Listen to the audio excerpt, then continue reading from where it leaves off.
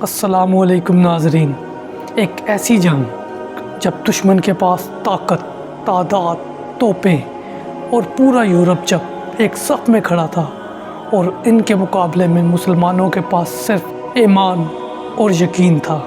یہ کہانی اس دن کی ہے جب صلیب کے غرور کو ہلال کے سجدوں نے پاش پاش کر دیا، جب پورا یورپ ایک پوپ کے اشارے پر سمندر پر چڑھ آیا اور جب ایک شخص خیر الدین باربروسا اپنے ایمان، اپنے جہازوں اور اپنے رب پر یقین کے ساتھ ان سب پر بھاری پڑ گیا۔ یہ وہ لمحہ تھا تاریخ کا جب سمندر بھی اللہ اکبر کے نعروں سے گونج اٹھا، جب پرویزا کا نیلا پانی شہداء کے لہو سے سرخ ہو گیا۔ اسلامی تاریخ کی سب سے زبردست بحری جنگ، جہاں صرف تلواریں نہیں دعائیں بھی چلی، جہاں صرف جنگی چالیں نہیں ایمان کی طاقت بھی دکھائی گئی۔ تو بیٹھ جائیں، دل تھام لیں، کیونکہ جو تاریخ اب شروع ہونے جا رہی ہے وہ آپ کو جھنجھوڑ کر رکھ دے گی۔ جب یورپ کی فضاؤں میں صلیب کی گھنٹیاں بج رہی تھی، سمندر کی لہریں مغرب سے اٹھ رہی تھی، Italy, Portugal, Spain, Venice, Geneva اور مالٹا سب نے اپنے جہاز ایک صف میں کھڑے کر دیے، تو وہ سمجھتے تھے کہ اسلام کا پرچم اب سمندر پر کبھی بھی نہیں لہرائے گا، مگر انہیں یہ معلوم نہ تھا کہ ایک شخص آ رہا ہے جسے دنیا باربروسا کے نام سے جانتی ہے، اور وہ شخص اپنی داڑھی کی سرخی کی وجہ سے نہیں، اپنے ایمان کی روشنی سے تاریخ کو سرخ کرنے والا تھا۔ سن 1538، وہ دور جب خلافت عثمانیہ پورے عالم اسلام کی آخری عظیم امید بن چکی تھی۔ یورپ کے پادری، شہزادے، پوپ، تاجر اور جنگجو ایک ہی بات پر متفق ہو چکے تھے: اسلام کو سمندر سے مٹا دو، اسلام کو ختم کر دو۔ پوپ پال سوم نے ایک بہت بڑی صلیبی اتحاد کی بنیاد رکھی۔ اس اتحاد کا مقصد صرف خیر الدین باربروسا کو روکنا نہیں تھا، بلکہ عثمانی بحریہ کا مکمل خاتمہ کرنا تھا، تاکہ عثمانی سلطنت کا پھیلاؤ سمندری راستوں سے روکا جا سکے۔ اس صلیبی اتحاد، جس کو ہولی لیگ کہا گیا، اس میں اسپین، پرتگال، مالٹا، وینس، جنیوا، پاپائی ریاست نابلس اور اس اتحاد کا جو کمانڈر مقرر ہوا، اس کا نام تھا آندرے دوریا، ایک ایسا نیول ایڈمرل جسے یورپ کا سب سے تجربہ کار اور شاطر کمانڈر مانا جاتا تھا۔ دوسری طرف خلافت عثمانیہ نے بھی اپنا اعلان کیا: ہم سمندر کو بھی اللہ کی امانت سمجھتے ہیں، جس طرح زمین پر جہاد فرض ہے، اسی طرح سمندر میں بھی حق کی صدا بلند کرنا ہمارا فرض ہے۔ اور پھر آسمان پر ایک نام گونجا: خیر الدین باربروسا۔ وہ کوئی عام ایڈمرل نہیں تھا، وہ الجزائر سے آیا تھا، جہاں اس نے اسپینی حملہ آوروں کے خلاف لڑ کر ایک مکمل ساحلی اسلامی ریاست قائم کی تھی۔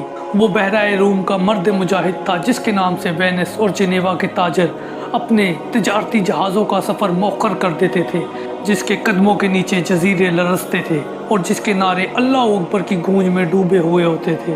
اب جنگ تو طے تھی، دونوں طرف تیاریاں ہو رہی تھی۔ صلیبی اتحاد کے پاس 302 جنگی جہاز اور ہزاروں توپیں، 60,000 سے زائد بحری و زمینی فوجیں، تجربہ کار تیر انداز، وسیع خزانے اور سامان رسد، جبکہ باربروسا کے پاس صرف 122 جنگی جہاز، 7,000 تربیت یافتہ مجاہدین، بہترین عثمانی توپیں، سمندر کے وفادار، اور سب سے بڑھ کر یقین، ایمان اور اخلاص کی دولت ان کے پاس تھی۔ خیر الدین باربروسا نے اپنے سب سپاہیوں کو جمع کیا، ان کے سامنے کھڑے ہو کر کہا: میرے مجاہدوں، آج دشمن کے پاس ہر چیز ہے، تعداد ہے، طاقت ہے، ہتھیار ہے، سونا، ساز و سامان ہے، اور تمہارے پاس صرف ایک چیز ہے: اللہ پر یقین۔ یاد رکھو، بدر میں بھی ہم 313 تھے، احد میں بھی زخم کھا کر ہم جیتے تھے، اور آج سمندر گواہ بنے گا کہ کس نے اپنے اللہ سے وعدہ پورا کیا۔ رات کی تاریکی میں آذان گونجی، ہر جہاز پر نماز مغرب ادا ہوئی۔ سپاہی جیتنے کی دعا نہیں مانگ رہے تھے، صرف شہادت کی دعا مانگ رہے تھے۔ اگلی صبح سمندر پر صلیبی اتحاد کے بادبان چمک رہے تھے، ان کے جہازوں کی تعداد حد نگاہ سے بھی آگے تھی۔ پوپ کی دعائیں، یورپیوں کا غرور اور آندرے دوریا کی چالاکی، ان سب کا مقصد صرف ایک تھا: اسلام کو سمندر میں دفن کر دو۔ لیکن سامنے بھی کوئی ایسا شخص نہیں کھڑا تھا، ان کے سامنے کھڑا تھا خیر الدین باربروسا۔ اس کے ہاتھ میں تلوار تھی، دل میں ایمان تھا، اور آنکھوں میں وہ آگ تھی جو پورے یورپ کے غرور کو جلانے کے لیے کافی تھی۔ جیسے ہی سورج کی کرنیں نیلے سمندر پر گری، दोनों लश्करों की सब बंदी शुरू हुई। सलीबियों ने हलाली तर्ज पर अपने जहाज़ों को तरतीब दिया, एक ऐसा अंदाज जिससे वो उस्मानी जहाज़ों को चारों तरफ से घेरना चाहते थे। आंद्रे दोरिया ने मरकजी कुव्वत को पीछे रखा और छोटे जहाज़ों को आगे कर दिया। इसका मंसूबा था कि उस्मानियों को सिर्फ उकसाया जाए ताकि वो अंदर आए और फिर इन पर चारों तरफ से हमला किया जाए। लेकिन खैरुद्दीन बारबरोसा इस चाल को आसानी से समझ गया। इसने अपने जहाज़ों को 3 हिस्सों में बांटा, लेकिन एक राज ये था कि हर हिस्से को मुकम्मल इख्तियार दिया गया कि हालात के मुताबिक लड़ना है। यह उस्मानियों का पहला बड़ा फ़ायदा साबित हुआ। जहाज़ों के दरमियान फासला कम होता गया, सलीबी तोपें गिरजी, आसमान पर बारूद का धुआं छा गया, लेकिन मुसलमान जहाज़ तोपी की इलाही की रोशनी में आगे बढ़ते गए। बारबरोसा का मरकज़ी जहाज़ सफ़े अव्वल में था। इसने लड़ने वाले मुजाहिदीन को हुक्म दिया, जहाज़ बेशक डूब जाए पर ईमान को ना डूबने देना। आज के दिन हमें सिर्फ 2 रास्ते मिले हैं, फतह या शहादत। दुश्मन के बहुत से जहाज़ करीब आ चुके थे। उस्मानी सिपाही रस्सियों से दुश्मन के जहाज़ों को पकड़कर इन पर सवार हो गए। पहली कश्ती पर हमला करने वाला उस्मानी सिपाही याकूब बिन सालेह था, जिसने एक ही वार में दुश्मन का कप्तान मार गिराया और उसके बाद उसके 5 सिपाहियों को भी कैद कर लिया। दूसरी तरफ एक मुजाहिद ने अपना बाजू कटवा दिया, मगर दुश्मन के जहाज़ की तोप को बारूद समेत पानी में धकेल दिया। वो जहाज़ पूरी ताकत से धमाके के साथ फटा और दर्जनों सलीबी जहाज़ों को झुलसा गया। इधर दुश्मन के बाएं बाजू की कमान वेनस के शहजादे के पास थी, जो नहायत तजर्बाकार जंगजू था। इसने अपनी कश्तियों को बारबरोसा के जहाज़ की तरफ बढ़ाया, मगर बारबरोसा ने अपने महाफिज जहाज़ को इसकी तरफ मोड़ दिया। 1 घंटे के अंदर अंदर 12 सलीबी जहाज़ तबाह हो चुके थे। समंदर की सतह पर चलते हुए तख्ते, टूटे हुए बादबान और बहता हुआ खून। ये मंजर था उस अजीम दिन का जब ईमान की ताकत ने हथियारों की ताकत को पछाड़ दिया। इसके बाद आंद्रे दोरिया ने एक और चाल चली। इसने पिछली सफ में मौजूद अपने तोप बरदार जहाज़ों को हुक्म दिया कि वो दूर से उस्मानियों पर मुसलसल गोलाबारी करें। अब मुसलमान 2 तरफ से घेरे में आ रहे थे, लेकिन बारबरोसा ने अपने गोताखोर स्कॉट को हरकत दी। ये वो जवान थे जो समंदर की तह से दुश्मन के नीचे बारूद को बांध सकते थे। रात को तरबियत याफ्ता उस्मानी गोताखोर दुश्मन के जहाज़ों के नीचे गए और जब फजर के वक्त पहला धमाका हुआ तो एक पूरा तोप बरदार जहाज़ हवा में उड़ गया। इसके बाद दुश्मन की सफ़ों में ऐसी हलचल मच गई कि वो ना ऊपर से वार कर सकते थे ना नीचे से बच सकते थे। बारबरोसा ने फौरन बाएं बाजू से अपना हमला तेज़ कर दिया और इस तरफ से दुश्मन के 50 जहाज़ों को भी मज़ीद पीछे धकेल दिया। दुश्मन पसपा होने लगा, लेकिन ये मुकम्मल शिकस्त नहीं थी। अभी उनके पास आंद्रे दोरिया मौजूद था, एक ऐसा बहरी कमांडर जिसने इससे पहले दर्जनों जंगें जीती थी। वो जानता था कि अगर अभी उस्मानी फ़ौज को ना रोका गया तो उस्मानी बेड़े पूरे बहराए रूम को फतह कर लेंगे। उसने एक आखिरी बार अपने खुसूसी महाफिज बेड़े को जमा करना शुरू किया, जिन्हें शहनशाही सलीबी महाफिज कहा जाता था। ये जहाज़ बड़े मजबूत और आग बरसाने वाले और बारूद के नए हथियारों से लैस थे। दोरिया ने अपनी तमाम कश्तियां बारबरोसा के मरकज़ पर झोंकने का फैसला किया। यह फैसला जंग का रुख मोड़ सकता था या फिर सलीबी ताकत का मुकम्मल खात्मा कर सकता था। बारबरोसा ने इस आखिरी कोशिश को भी भांप लिया। उसने अपने करीबी अफसरान से कहा, अगर दुश्मन की आखिरी सांसें बाकी हैं तो हमें भी सांस लेना बंद कर देना चाहिए। ये वो लम्हा था जहाँ या तारीख बनेगी या मिट जाएगी। इसने मरकज़ को मजबूत किया। हर मुजाहिद को बहरी जंग के लिए नए तीर, आग लगाने वाली बोतलें और जंजीरों से बंधी तोपें फराम की। दोनों तरफ से जंग दोबारा शदीद हो गई। आंद्रे दोरिया का ज़ाती जहाज़, जिसे ईसाई शहनशाह का नाम दिया गया था, बारबरोसा के मरकज़ की तरफ बढ़ रहा था। अब बारबरोसा ने अपना झंडा बुलंद कर कर अल्लाह अकबर का नारा लगाया। पूरा उस्मानी बेड़े ने एक साथ नाराए तकबीर बुलंद किया। समंदर की सतह लरज़ गई। बारबरोसा ने अपने हाथ से तीर निकालकर फिजा में फेंका। ये उसके जहाज़ों के लिए हमले का खुफिया इशारा था। जैसे ही तीर फिजा में बुलंद हुआ, उस्मानी बेड़े के 5 बड़े जहाज़, जो ईसाई शहनशाह जहाज़ था, उसकी तरफ दौड़ पड़े। वो जहाज़ जो दुश्मन के गुरूर की लामत था, एक इस्लामी सैलाब की जद में आ गया था। सलीबी तोपें गरज रही थी, आग बरसा रही थी, लेकिन ईमान की तपिश ने बारूद की आग को भी कमज़ोर कर दिया। एक उस्मानी जहाज़ दुश्मन के मरकज़ी जहाज़ से टकरा गया। जंजीरें फेंकी गई। मुजाहिदीन ने नाराए तकबीर बुलंद किया और साथ दुश्मन की कश्ती पर सवार होना शुरू कर दिया। इनमें एक नौजवान था, अब्दुल मजीद अल रूमी, जिसकी उम्र सिर्फ 17 साल थी, लेकिन जज्बा ऐसा کہ بوڑھے جنگجو بھی شرما جائیں۔ اس نے دشمن کے کیپٹن کو نیزے کی ایک وار سے مار گرایا اور سلیب کو اپنے ہاتھوں سے نیچے پھینک دیا۔ اسی وقت باربروسا اپنے جہاز سے چھلانگ لگا کر دشمن کے مرکزی جہاز میں آ گیا۔ یہ وہ منظر تھا جس سے پورا بحرۂ روم تھم گیا۔ سامنے آندرے دوریا کھڑا تھا، سفید داڑھی، سنہری ذرہ اور آنکھوں میں شکست کی پرچھائیاں۔ باربروسا اس کے سامنے آیا اور صرف اتنا کہا، یہ جنگ صرف جہازوں کی نہیں، یہ حق اور باطل کا فیصلہ ہے۔ دونوں میں تلواریں چلی اور گھمسان کی جنگ ہوئی۔ باربروسا کا بازو بھی زخمی ہو گیا لیکن اس نے ہمت نہ ہاری۔ آخرکار ایک بار میں اس نے آندرے دوریا کا خنجر فضا میں اچھال دیا اور اسے زمین پر گرا دیا۔ آندرے دوریا نے ہتھیار ڈال دیے۔ پورا صلیبی بیڑا خوفزدہ ہو کر پیچھے ہٹنے لگا۔ باقی جہازوں نے اپنے اپنے جھنڈے نیچے کر دیے۔ یہ لمحہ تھا اسلامی بحری تاریخ کی سب سے بڑی فتح کا۔ صلیبی سپہ سالار آندرے دوریا شکست کھا چکا تھا۔ اس کی سنہری ذرہ خون آلود تھی اور صلیب باربروسا کے قدموں میں گری پڑی تھی۔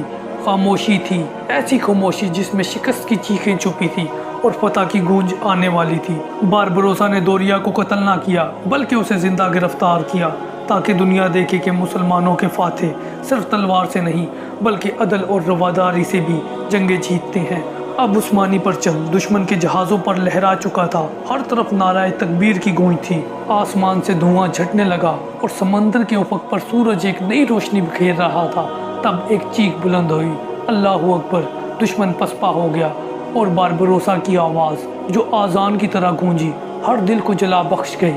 اس وقت تک عثمانی توپوں نے صلیبی بیڑے کی آخری صفوں کو بھی توڑ دیا تھا۔ پرتگالی اور ہسپانوی جہازوں کے کمانڈر چیخ رہے تھے، اپنے جوانوں کو پیچھے ہٹنے کا حکم دے رہے تھے، مگر مسلمان مجاہدین کے جوش کے آگے ان کا یہ شور صرف ایک مایوس کن گونج تھی۔ کچھ لمحوں کے لیے منظر ساکت ہو گیا۔ خون آلود پانی، تیرتے ہوئے صلیبی جھنڈے اور تباہ شدہ جہازوں کے ٹکڑے، لیکن ان کے درمیان ایک بلند و بالا آسمانی پرچم پوری آب و تاب سے لہرا رہا تھا سمندر پر۔ اور وہ پرچم جو اب فتح کا نشان تھا، وہ پرچم جو اس عقیدے کی علامت تھا جس کے سائے تلے مجاہدین نے جانیں قربان کی۔ پھر اچانک ایک آخری صلیبی جہاز نے عثمانی مرکزی بیڑے پر حملہ کرنے کی کوشش کی۔ یہ پرتگالی جنرل فریڈرک ڈی مونٹیرو کا ذاتی جہاز تھا جس پر طاقتور توپیں نصب تھیں۔ اس نے حملے کا ارادہ کیا، شاید کہ تاریخ کو پلٹ دے یا تاریخ کو پلٹنے کی آخری کوشش کی، لیکن باربروسا نے اسے بھی تاخیر نہ دی۔ اس نے الفاتح نامی توپ سے ایک براہ راست نشانہ بنایا، ایسا نشانہ کہ جہاز درمیان سے پھٹ گیا اور پورا آسمان دھوئیں اور آگ سے بھر گیا۔ صلیبی جنرلوں کی چیخیں اور سپاہیوں کی باغ دوڑ نے اعلان کر دیا کہ جنگ اب مکمل ختم ہو چکی ہے اور مسلمان فتح یاب ہو چکے ہیں۔ اس جنگ کی فتح کے بعد پوری مسلم دنیا میں جشن برپا ہو چکا تھا۔ قسطنطنیہ کی جامع مسجد میں شکرانے کے نفل ادا کیے، مکہ و مدینہ میں دعائیں ہوتی رہی تھی، قاہرہ، دمشق، بغداد، غرناطہ، ہر طرف باربروسا کی فتح کے نغمے گونج رہے تھے۔ جب مجاہدین فاتحانہ انداز میں واپس آئے، ان کے جہازوں کے آگے صلیبی قیدی تھے۔ باربروسا نے ان قیدیوں کے ساتھ وہی کیا جو اسلامی روایات کا تقاضا تھا، انہیں کھانا دیا، ان کا علاج کیا اور قرآن سنایا گیا۔ تعجب کی بات یہ تھی کہ ان میں سے درجنوں صلیبی سپہ سالار عثمانی اخلاق اور رحم دلی سے اس قدر متاثر ہوئے کہ وہ اسلام قبول کر گئے۔ ایک فرانسیسی سپہ سالار ڈوبو نے کہا، ہم سمجھتے تھے کہ مسلمان تو خون خوار ہیں، لیکن یہاں ہمیں انسانیت کا وہ چہرہ نظر آیا جو یسوع مسیح کے پیروکاروں میں ناپید ہو چکا ہے۔ جنگ پرویزا کے بعد یورپی طاقتوں کو اندازہ ہوا کہ مسلمان صرف میدان جنگ میں نہیں بلکہ سمندر پر بھی اب غالب آ چکے ہیں۔ اسپین، پرتگال، اٹلی اور ویٹیکن میں خوف کی لہر دوڑ گئی۔ پاپائے روم نے اعلان کیا، یہ صرف ایک جنگ نہیں ہاری گئی بلکہ صلیب کا وقار بھی مجروح ہوا ہے۔ یورپ بھر میں عیسائی پادری خطبوں میں باربروسا کا نام لے کر روتے اور چیختے تھے۔ اس فتح نے صرف جغرافیہ نہیں بدلا بلکہ یورپ کی روح پر گہری ضرب لگائی۔ جنگ پرویزا کے بعد عثمانی بحریت دنیا کی سب سے طاقتور بحریہ بن گئی۔ بحرۂ روم، بحرۂ ایجین، بحرۂ اسود، ہر جگہ عثمانی پرچم لہرانے لگا۔ وہی باربروسا جو کبھی ایک معمولی ملا تھا آج امیر البحر اسلام کہلاتا تھا۔ خلیفہ وقت نے اسے سونے کا تاج اور نور البحرین کا لقب دیا۔ اس جنگ نے طے کر دیا کہ سمندر اب صرف مسلمانوں کا ہے۔ تو دوستو، فتح کی قیمت بھی چکانی پڑتی ہے، اس جنگ میں ہزاروں عثمانی مجاہدین نے جام شہادت نوش کیا، کئی نے اپنی ماں، بیوی، بچے چھوڑ دیے، مگر وہ ایک قافلہ بن گئے جو جنت کی طرف رواں دوا تھا۔ ان کی لاشیں سمندر کی تہہ میں تھی، لیکن ان کی روحیں آسمان پر ستاروں کی مانند چمک رہی تھی۔ باربروسا نے ہر شہید کا جنازہ خود پڑھایا۔ اس نے کہا، یہ وہ لوگ ہیں جو تاریخ کے اوراق پر سیاہی سے نہیں، خون سے اپنا نام لکھ گئے ہیں۔ جیسے ہی دشمن پیچھے ہٹا تو باربروسا نے فوری طور پر بحری قلعے مضبوط کرنا شروع کر دیے۔ جہاں صلیبیوں کے گودام ہوا کرتے تھے کبھی، اب وہاں مدارس اور مساجد بننے لگی۔ جہاں صلیبی جھنڈے لہراتے تھے، اب وہاں عثمانی علم پوری شان سے بلند تھا۔ اور باربروسا بھی یہ جانتا تھا کہ صلیبی کبھی مکمل شکست تسلیم نہیں کریں گے، اور وہ واپس ضرور آئیں گے، نئے اتحاد، نئے ہتھیار اور نئے فریب کے ساتھ۔